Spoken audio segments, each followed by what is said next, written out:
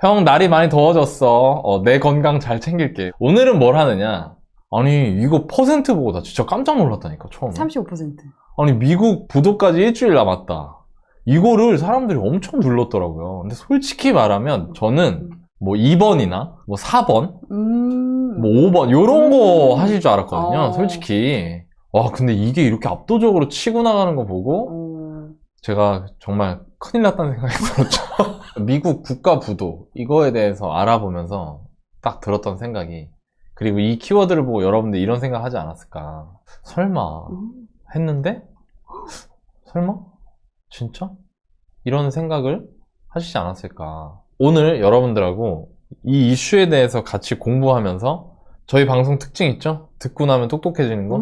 네, 똑똑해지는 시간. 그리고 이런 어떤 그 외부에서 들려오는 이슈들이 있을 때 어떻게 내가 대응해 나가야 되는지에 대한 어떤 기본적인 체력이나 기본적인 이해도를 높이는 거. 그래서 오늘 여러분들이 저희 방송을 보시면 앞으로도 이런 일들은 계속 있을 거거든요. 그런 게 있을 때 어떻게 생각하고 대응해야 될지에 대해서 정확하게 아실 수 있을 겁니다. 자, 그러면 이제 방송을 한번 시작해 볼게요. 네. 내용을. 야, 제가 기사 제목을 보면서 느꼈습니다. 내가 알던 그 미국이 맞아? 국제신문, 국가부도의 날 얼마 안 남았다. 민주당, 공화당 협상 줄다리기. 야, 이거 제목부터 국가부도의 날이라는 거야. 얼마 전에 우리 그런 영화도 있었잖아요. 야, 이거 미국이 설마 막 우리나라가 겪었던 IMF 같은 거 되나? 거기도 근무구나? 그러니까 막 이런 생각이, 아니 근데 솔직히 말이 안 되잖아. 그러니까 내가 써놓은 거예요. 내가 알던 그 미국이 맞아? 또 다른 기사 한번 볼까요? 미국 6월 1일 국가부도 위기. 이건 날짜가 있어. 봐봐요. 오늘 5월 25일이잖아요. 네. 일주일 남은 거야. 일주일 뒤에 미국 부도란대. 기사만 보면. 그죠? 그래서 바이든하고 의회하고 협상을 재개한대요. 근데 좀 웃겨. 아니, 국가가 부도 난다고. 봐봐요. 우리가 부도가 나잖아? 내가 부도가 나. 그러면 나한테 돈을 빌려준 코크님하고 나하고 협상을 해야 될 거 아니에요. 부도 안 나게 하려면. 그렇죠, 그렇죠. 근데 왜 얘네는 지들끼리 협상을 해? 바이든도 미국 대통령이고 저 의회는 미국 의회 말하는 거잖아요. 그렇죠. 그러니까 뭔가 좀 이상해. 제목을 봤을 때. 으쌰으쌰해서 얼른 살려내야지. 아, 근데 아니, 되게 웃겨. 내가 부도 날 것 같으면 나한테 돈 빌려준 애하고 협상을 해야 되잖아. 근데 이 제목을 보는 순간 뭔가 좀 이상해. 저는 그 생각이 들었거든요. 그러네요. 취재 파일, 부채 함정에 빠진 미국. 부채 한도 협상 치킨 게임의 종말. 이건 또 치킨 게임이래요. 그 위에 거랑 이거를 같이 이렇게 조합을 해보니까 바이든하고 의회하고 협상을 한다고 하는데, 세 번째 기사에는 부채 한도 협상이래. 그럼 이제 딱 아는 거죠. 이상하지만 어쨌든 바이든하고 미국 의회하고 부채 한도에 대한 협상을 하고 있고, 그게 치킨 게임이 되고 있구나. 끝을 향해서 서로. 이렇게 치킨 게임이 뭐냐면 자동차와 자동차가 딱 있을 때 서로 맹렬히 질주하는 거야. 그러다가 먼저 싹 핸들 트는 놈이 지는 거야. 지금 그거 같은 약간 그런 모양새예요. 지금 미국 안에서의 뭔 갈등인 것 같아요. 또 한번 보겠습니다. 부채 한도가 사경 2201조 6천억이래요. 사경이면 얼마야? 야, 6천억이 이렇게 작아 보일 수가 있나? 귀엽네. 귀엽네. 사경이면요, 1경이 만조예요. 만조. 조가 만 개예요. 그럼 사경이면 4만조예요.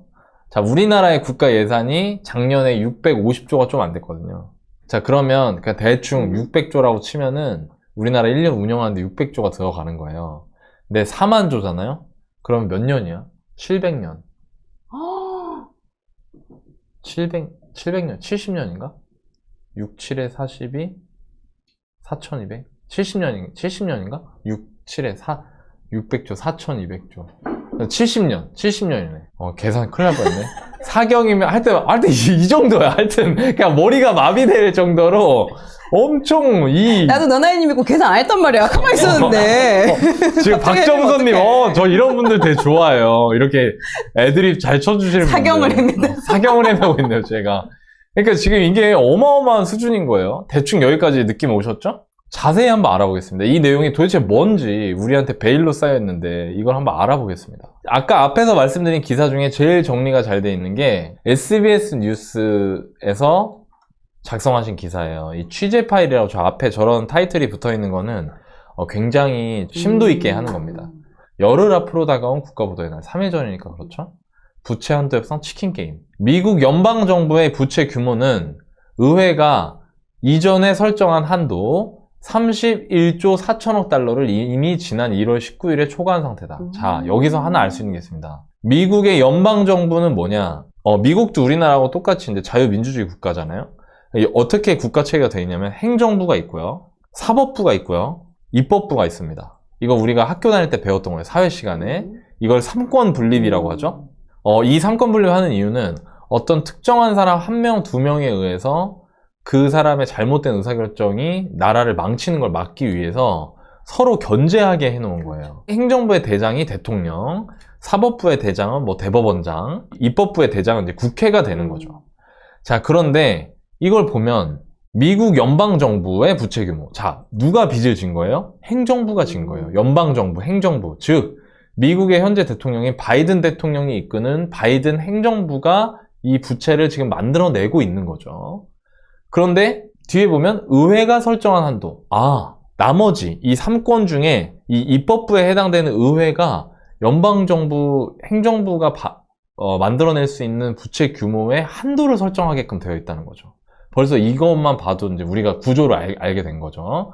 자, 정리해 볼게요. 미국은 연방정부가 국채를 발행하고 돈을 빌려가지고 돈을 쓸 수가 있는데 그거를 무한정 할 수 있는 게 아니라 의회가 한도를 설정하게끔 되어 있는 거예요. 이 삼권분립 체계에 의해서.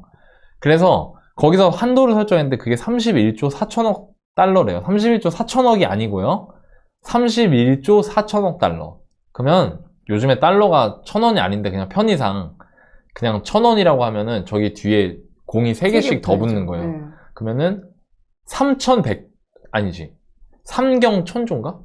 맞아요. 그죠? 삼경천조가 되는 거죠. 이 어마어마한 이거를 이미 다 써버려가지고 지난 1월 19일에 초과해버렸어요.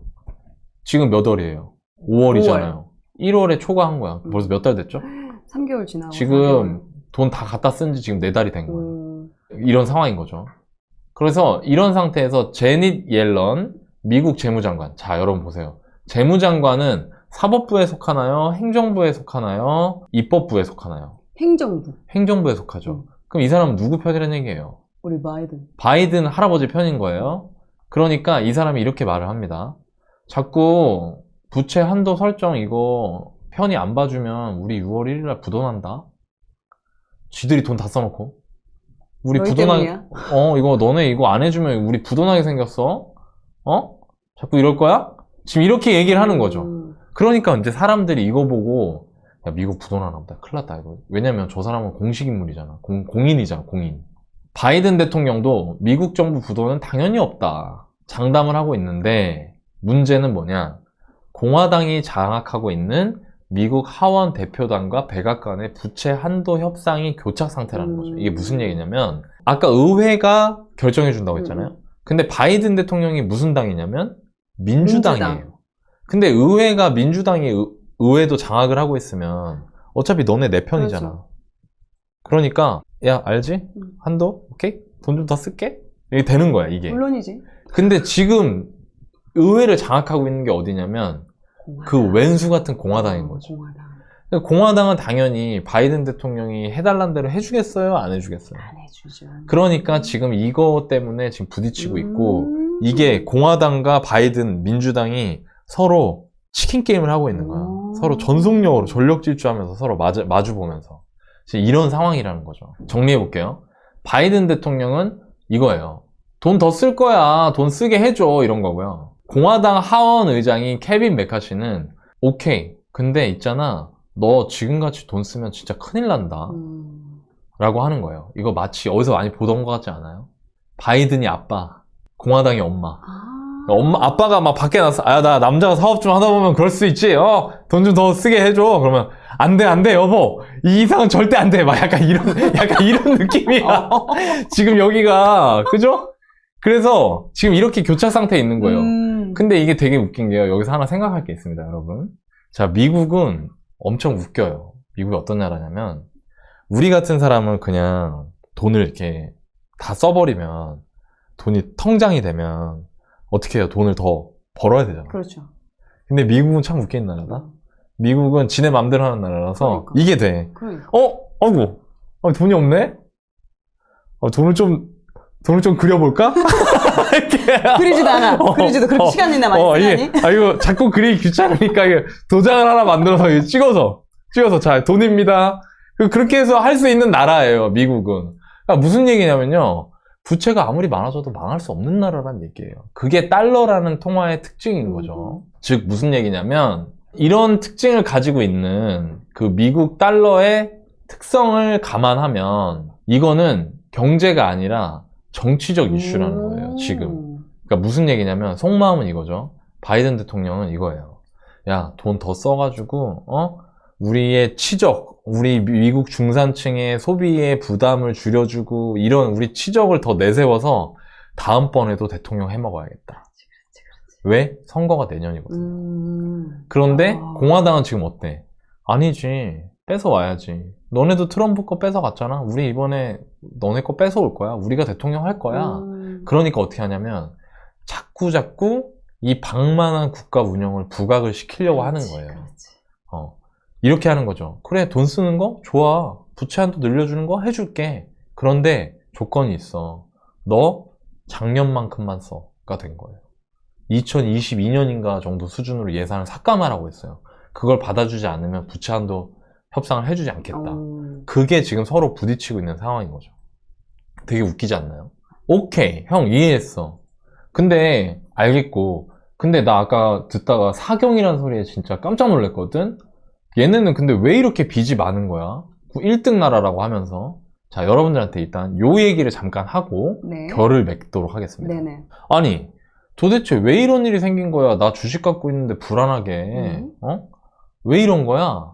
근데 이 기자님이 굉장히 정리를 잘 해주셨는데 아까 그 SBS 뉴스 그 기사 안에 이 차트가 있습니다. 자, 여러분 이게 뭐냐면요. 미국 연방정부의 부채하고 부채 한도 그리고 미국의 명목 GDP입니다. 자, 이걸 한번 볼게요. US Debt Ceiling이라고 되어 있죠. Ceiling이 뭐냐면 이제 다 아시겠지만 천장이라는 뜻입니다. 천장인데 이거를 그냥 한도라고 표현을 하는 거죠. 부채 한도를 말하는 거예요. 이거 보면 밑에 보면 1970년부터 현재까지 대략 한 50년 이상의 기간 동안 미국의 노미널 GDP, 그러니까 명목 GDP죠. 이 명목 GDP는 파란색 막대 그래프고요. 네. 그리고 빨간색이 미국의 국가 부채입니다. 공공부채, 토탈 퍼블릭 뎁트. 그리고 이 까만색이 뎁트 실링이라고 아까 저희가 얘기했던 부채 한도죠. 자, 이제 여러분들 이거 보면 딱 아시겠죠? 아, 저 부채 한도 누가 정한다? 의회가 정한다. 그죠? 저 빨간색 빚은 누가 내서 누가 쓴다? 행정부. 그렇죠. 여러분들 그걸 알면 이제 이게 보이기 시작할 겁니다. 자, 보세요. 여기서 일단 첫 번째로 알 수 있는 게 2010년도를 넘어서면서부터 미국의 GDP보다 국가의 부채 규모가 더 많아지기 시작했습니다. 그러네요. 자, 왜 그럴까요? 이게 뭘 의미하는 거냐면요. 미국의 GDP는 그냥 미국이라는 걸 하나의 사람으로 보면 미국의 GDP는 미국이 버는 돈을 말해요. 소득. 뎁트는 빚을 말해요. 2010년 이전까지는 미국은 재무적으로 굉장히 건전했습니다. 그러나 2010년대 이후에 빚이 더 많은 나라가 되어버렸죠. 마이너스. 예. 그걸 알 수가 있습니다. 첫 번째로. 그리고 두 번째. 이 뎁트 실링이라는 걸 보면 이게 이렇게 여기 보면 그냥 쭉 따라 올라가는 것 같은데 점점 이렇게 오다 보면 이게 이렇게 올라가는 곡선이 아니고 계단이야. 그러네요. 그죠? 당연히 그럴 수밖에 없죠. 왜? 설정된 한도가 유지가 되니까요. 일정 기간 동안. 언제까지 유지돼요? 국가 부채가 뎁트 실링을 터치할 때까지. 거기까지 움직이는 거예요. 그래서 보면 이 계단이 이렇게 꺾어질 때 있죠. 이렇게 위로 탁 꺾일 때. 네. 이때마다 뭘 했다는 거죠, 그러면? 한도 협상을 해서 한도를 올렸다는 거예요. 자, 그러면 보세요. 여기까지 오면서 한번 쭉 보세요, 이거를. 이게 지금 한두 번이야? 수시로. 수십 번을 했다는 거잖아요. 자, 여러분들한테 상식으로 알려드리는데 1차 세계대전 끝나고 나서 1차 세계대전은 1900년대 초반이었고요. 지금으로부터 약 100년 전입니다. 그 약 100년의 기간 동안 이 부채 한도 협상을 몇 번 했을까요? 100번 했습니다. 100번 이상. 자, 그러면 무슨 얘기냐면요. 이거는 연례 행사라는 얘기예요. 그러네. 거의 해년마다 했다는 얘기네요. 그냥 맨날 했다는 얘기예요. 여기까지. 일단 이 그래프를 보면서 우리가 그걸 알 수 있죠. 네. 그리고 또 몇 가지가 있습니다. 이거 여러분들 상식으로 알아두세요. 첫 번째, 2000년대 초의 팬데믹 이후에 미국은 재정과 금융 모두를 다 완화하는 정책을 펼쳤어요. 이게 무슨 얘기냐면 재정은 국가에서 지금처럼 국가 행정부에서 돈을 푸는 거예요. 금융은 통화는 연방준비위원회, 연방준비은행에서 돈을 통화량을 늘려나가는 거예요. 금리를 통해서 조절하는 거. 이 두 개를 통해서 돈을 뿌릴 수가 있거든요. 이 두 개를 지금 다 했다는 거죠. 그리고 그게 그 증거가 바로 이 그래프에 나와 있는 겁니다. 자, 코로나는 2020년에 터졌어요. 네. 여기서부터 정말 뭐 기울기가요. 그냥 로켓입니다. 우주로 가요, 우주로. 엄청나게 빠른 속도로 뎁트가 성장을 하고 있죠. 그래서 이 폭이 이게 지금 이게 얼마야. 이 어마어마한 수준이 예전에 수십 년 동안 있었던 것만큼을 그냥 한 2년, 3년 사이에 단기간에 이렇게 쭉 치고 올라갔다는 얘기죠. 이걸 했던 거예요. 그러니까 이미 돈을 너무 많이 쓴 건 맞다. 두 번째, 그럼 이거는 도대체 왜 이렇게 미국 부채 왜 이렇게 늘어나냐, 불안하게. 이것도 08년 금융위기 이후부터 돈 풀어서 경기를 회생시키는 방법이 완전히 고착화가 돼버렸습니다. 자, 이것도 그래프를 통해서 한번 볼게요, 여러분. 자, 이거 보면 미국의 국가 부채는 2000년대 초반까지는 굉장히 완만하게 오릅니다. 그리고 GDP 안에서 컨트롤이 돼요. 그죠? 근데 2000년대가 좀 지나고 이때부터 갑자기 팍 꺾여서 올라가기 시작합니다. 기울기가. 그죠? 그리고 이때 갑자기 한 번 더 꺾어. 그리고 이것도 한 번 더 꺾이는 거예요. 그럼 보면 이때가 언제냐면 2000년대 초반에 닷컴 버블 붕괴했을 때. 그때도 금리 내리면서 돈을 푼 거고요. 그리고 재정정책 핀 거고. 그리고 2008년도에 우리 누구나 다 아는 서브프라임 금융위기가 있었죠? 그때 이후에 또 이렇게 꺾여 올라갑니다. 그러니까 이게 지금 아주 그냥 사소한 방식이라는 거죠. 여기서 첫 번째 포인트가 있습니다. 여러분들이 알아둬야 돼. 돈이 이렇게 풀리면 달러가 늘어나잖아요. 네. 달러가 늘어나면 달러의 값어치가 어떻게 될까요? 떨어지죠. 달러의 값어치가 떨어져야 되는데 떨어져요, 안 떨어져요, 실제로? 달러의 값어치가 떨어진다는 거는 무슨 얘기냐면 우리나라 환율을 봤을 때 우리나라 환율이 1000원이고 달러가 1달러잖아요. 근데 달러가 흔해져. 값어치가 떨어져. 그럼 이거 살 때 얼마만 주면 될까요? 원화를 500원만 주면 되거든요. 근데 지금 그런 일이 생기나요? 안 생기죠. 네. 그 얘기 뭐냐면 다른 나라들도 통화량이 엄청 늘어난다는 얘기예요. 같이. 자, 통화량이 늘어난다는 의미는 반대로 얘기하면 뭐냐? 돈으로 할 수 있는 게 어떻게 되고 있다? 똑같은 돈으로 할 수 있는 게 줄어들고 있다는 거죠.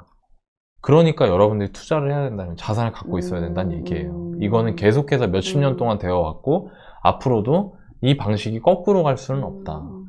이거 첫 번째 포인트가 있고요. 자, 그리고 진짜 중요한 거, 이 이슈로 돌아와서 중요한 거는 이런 일이 맨날 있는 일이란 얘기예요. 결과적으로 또다시 극적인 타결의 모양새로 마무리될 확률이 매우 높다. 미국은, 저는요 이렇게 생각합니다. 미국은 부도가 나지 않습니다. 다만 이런 긴장감을 통해서 그들이 정치적 이해관계와 득실을 따지면서 거기서 뭔가 내가 더 유리한 고지를 점하고자 이런 일이 벌어지는 거지, 여러분들이 신문 기사를 딱 보고 걱정하시는 것처럼 부도가 나진 않을 것 같다. 참, 여기까지 들으시면 아마 이런 생각 드실 거예요. 아, 뭐야 이거, 형, 나 이거 큰일 터진 줄 알고 그거 미국 부도 그거 눌렀는데 이럴 줄 알았으면 그냥 전셋값 그거나 해달라고 할 걸 그랬나봐. 이게 뭐야, 이거 그냥 해프닝인 거 아니야 이거? 해년마다 일어나고? 이게 뭐야 이게? 이렇게 생각하실 거잖아요? 그런데요 여러분, 이번은 좀 다른 게 있습니다. 네, 제가 그거를 말씀을 드려볼게요. 좋습니다. 자, 부채 한도 상향 합의가 될 거예요. 그럼 되면 어떤 일이 일어날까? 자, 금리 오르고 주가는 출렁. 이것도 아까 SBS 뉴스 기사에서 따온 겁니다. 2011년 부채 한도 협상 대자뷰. 자, 이게 무슨 얘기냐? 제가 여러분들한테 항상 이제 기사를 통해서 이런 걸 전달해 드릴 때 이전에 비슷한 일이 있었던 거를 찾아보면 굉장한 인사이트를 얻을 수 있습니다. 그래서 여러분들한테 이거를 한번 소개해 드려 볼게요. 지금하고 굉장히 비슷했던 게 2011년도에 있었습니다. 아주 거의 흡사한 상황이. 그럼 그 뒤로 어떻게 됐는지를 보면 알 수 있겠지. 그렇죠. 그죠? 2011년 미국 상황과 상당히 유사하다. 2011년 5월 16일 미국의 국가 부채는 한도를 초과했다. 똑같죠? 아까 2023년 1월에 한도 초과했었다고 했잖아요. 당시 미국의 집권당이었던 민주당과 야당이었던 공화당은 똑같네, 지금이랑. 이때 당시 대통령은 누구였죠? 버락 오바마. 그분이 미국의 집권당이었던 민주당과 야당이었던 공화당, 이때 당시에도 당연히 행정부가 오바마 행정부였고요. 야당이니까 당연히 반대편이 공화당이었겠죠. 이 둘이서 부채 한도 증액 협상을 이틀 전까지도 못했어요. 우리 지금 일주일 남았잖아. 네. 그러니까 더 한 거야, 더 한 거야. 그래갖고 막 또 미국이 뭐 부도 나네 마네 막 이러고 막 난리가 났었죠. 그러다가 7월 31일 때 합의했고 8월 1일에 하원 거쳐서 협상 마감이 되었던 8월 2일 날 상원에서 의결이 됐어요. 정말 극적으로 타결이 됐죠. 자, 그러고 나서 어떤 일이 벌어졌느냐. 재무부, 즉 미국 행정부, 오바마 행정부가 한도 증액 바로 다음 날인 8월 3일 날 하루에만 2,380억 달러 갖다 썼어. 아싸 했구만요. 야, 이거지. 아, 왜 안 돼? 아, 왜 나 돈 더 줘? 나 지금 필요하단 말이야. 빨리 해줘. 8월 2일까지 해줄 거야? 알았어, 해줘. 해놓고, 됐대. 그러니까, 야, 돈 쓰러 가자 하고 돈 쓴 거야. 2,380억 달러를. 하루 만에. 하루 만에. 얼마나 돈 쓰고 싶었을까? 이미 그 전부터 계획을 짜고 있었지. 쓰려고. 얼마나 돈이 쓰고 싶었으면 그걸 기다렸겠어? 그래갖고 하루에만 저렇게 한 거예요. 근데 이걸 보고 사람들이 2,380억이 아니고요. 2,380억 달러요. 이걸 가지고 S&P, 스탠다드 앤 푸어스 아시죠? 국제 신용평가사. 여기서 얘들 봐라. 얘들 완전 무슨 돈 쓰는 거 보복 소비 장난 아니네. 지들끼리 늘려주고 지들끼리 막 쓰네. 그러니까 이거 막 지들끼리 막 쿵짝쿵짝하고 지금 이것 때문에 지금 난리인데 지금 아주 난리네. 네. 믿을 수가 없네 이놈들 하면서 신용 등급을 깎아버렸어요. 그리고 더 중요한 건 전망도 부정적으로 바꿔버렸어. 얘들 앞으로도 이럴 것 같다. 자, 그러니까 어떻게 되냐. 8월 5일부터요 한 2, 3일 동안 주식이 박살이 나기 시작합니다. 그래서 금융시장이 불안해지니까 8월 9일날 갑자기 연준이 딱 등장을 해. 그러더니 뭐라고 했냐면, 자, 여러분 지금 2011년이죠? 저희가 최소한 1년 반, 2년까지는 제로금리로 깔아드릴 테니까 걱정하지 마세요. 네, 주식 투자 마음껏 하세요, 여러분. 자, 저희 돈 쫙 풀어드릴 테니까 아셨죠? 라고 하고 나서 미국 주가가 올라가기 시작했어요. 그래서 저 3일 동안 굉장히 불안했거든요. 정리해 보겠습니다. 과거 유사 사례를 통해서 유추하는 건데 2011년 5월에도 채무 한도를 초과했었어요. 오바마 행정부가. 8월에 합의해서 한도 상향했고요. 이거 보고 스탠다드 앤 푸어스가 요놈들 봐라 요거 아주 안 좋은 버릇이네. 보복 소비하는 불안하네. 그래서 신용등급 딱 깎고 그러고 나서 금융시장 불안이 확산하니까 미 연준이 시장 안정대책을 발표하면서 수습을 한 거죠. 자, 그런데 중요한 건 뭐다? 미국이 아니라 우리죠. 그건 걔들 얘기고 우리나라 어떻게 됐냐? 제가 찾아봤어요. 내 주식도 할 줄도 모르는데 내가 이거 들어가가지고 다 찾아봤네. 우리나라 코스피가 2011년 5월 2일 날 2228포인트를 찍었어요. 근데 저 여러분 지금 얼마냐면 2600이 안 되잖아요. 네. 그러니까 이때 진짜 얼마 안 올랐다. 그러고 보면 그죠? 2228까지 그러니까 막 가즈아 막 괜찮아 막 금융위기 극복 막 이걸 하고 있었는데 이 일이 터지고 나서 미국은 제로금리 깔아줄게 하고 나서 올라갔는데 우리나라는 2000포인트 아래에서 못 올라왔어요. 주식이 안 좋았다 이 말이에요. 이때 이 여파로. 자, 정리해볼게요. 2011년 당시에 어떤 상황이었냐. 2008년도 금융이 빵 터지고 3년이 지난 후죠. 그러니까 어떻게 됐냐면 저금리를 통해서 금융위기를 어느 정도 수습해가는 과정이 있었어요. 그런데 지금 만약에요. 지금도 이번에도 이런 일이 생긴다. 그럼 어떻게 되냐? 저금리 쓸 수 있을까요? 아니죠. 지금은 이미 금리가 높아서. 지금은 금리를 뭐 내린다고 얘기하는데 보수적으로 생각하면은 금리는 내려가지 않는다. 운이 좋으면 유지되는 수준일 거다라고 생각하는 게 합리적인 생각이거든요. 제가 보기에는. 왜냐면 물가가 잡혀야 되는데 물가 안 잡히니까 금리를 내릴 수는 없는 거지. 올리진 않더라도. 무슨 얘기냐면 지금 현재 전 세계는 2011년 당시에 활용한 미국은 그 활용한 카드를 다시 활용하기에는 쉽지 않은 상황이라는 얘기예요. 이게 다르다는 겁니다. 오늘 내용을 정리해 보겠습니다. 미국 부도와 관련해서 우리가 예의주시해야 할 거. 이게 제가 투자자 관점이라고 써놨어요. 제가 생각하고 있는 관점을 말씀을 드릴게요. 첫 번째, 혹시 모를 위기를 준비해야겠죠. 당연히.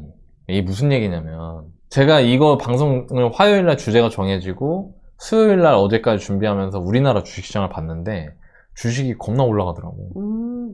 그거 보면서 무슨 생각을 했냐면 이상하다. 이건 분명 악재인데 헤드라인만 보면 악재인데 왜 이렇게 올라갈까? 사람들 머릿속에 다 무슨 생각이 있다? 야, 뭐 미국 하루 이틀 봐? 미국이 부도 날 것 같아? 이게 있는 거예요. 그러니까 이거를 무시라는 거거든요.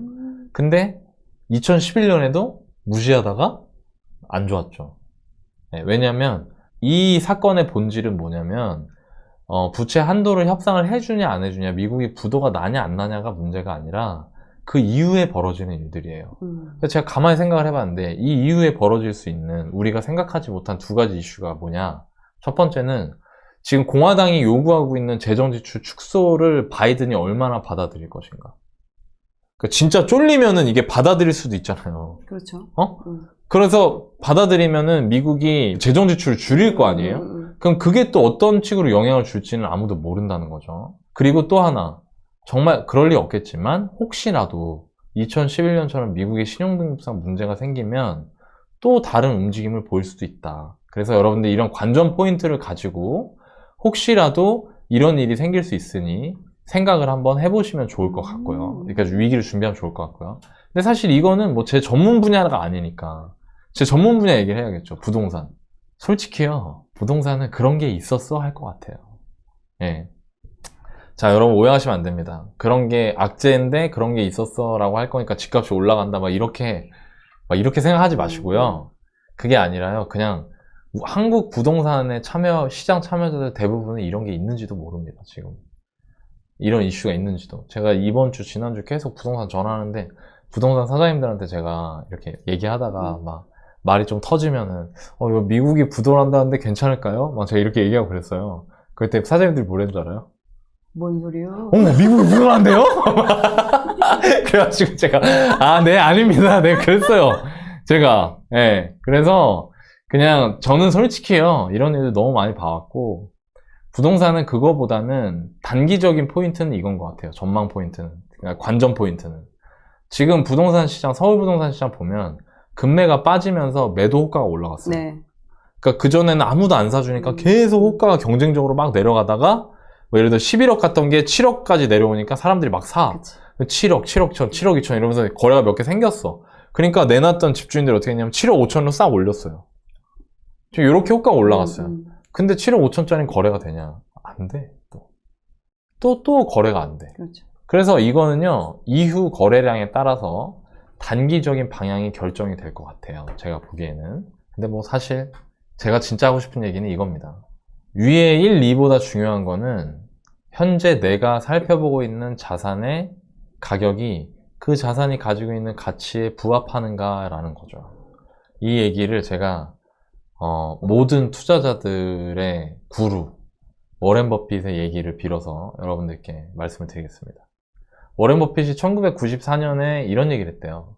투자 대상을 고를 때 정치, 거시경제는 무시하라.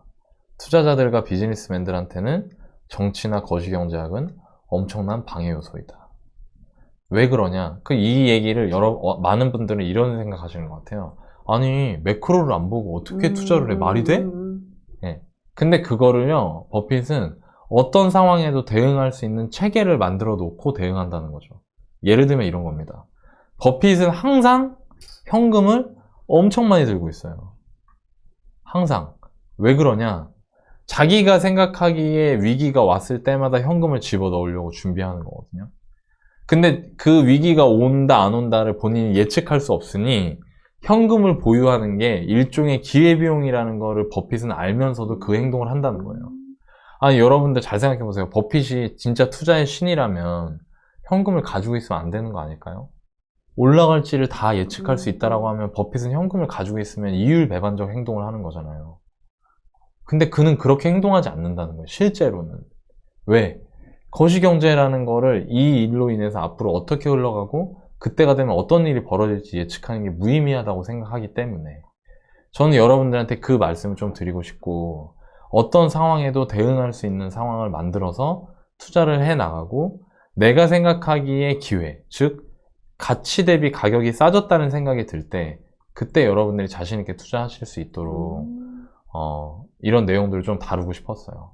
제가 이런 얘기 몇 번 했는데 버핏 할아버지도 이런 얘기를 되게 많이 하셔가지고 제가 여러분들한테 이 말씀을 좀 드리고 싶습니다. 오늘 내용이 여러분들께 도움이 되셨을까요? 네. 재밌었어요. 저는 이거 네네. 준비하면서 참 재밌다고 생각했는데 오늘 내용이 도움이 되셨다면 댓글과 좋아요로 표현을 해주십시오. 그러면 제가 여러분들께 그에 대한 보답으로 최고의 정보와 재미있는 경제 부동산 이야기를 전해드릴 수 있을 것 같습니다. 네, 오늘도 네. 시청해주셔서 감사합니다.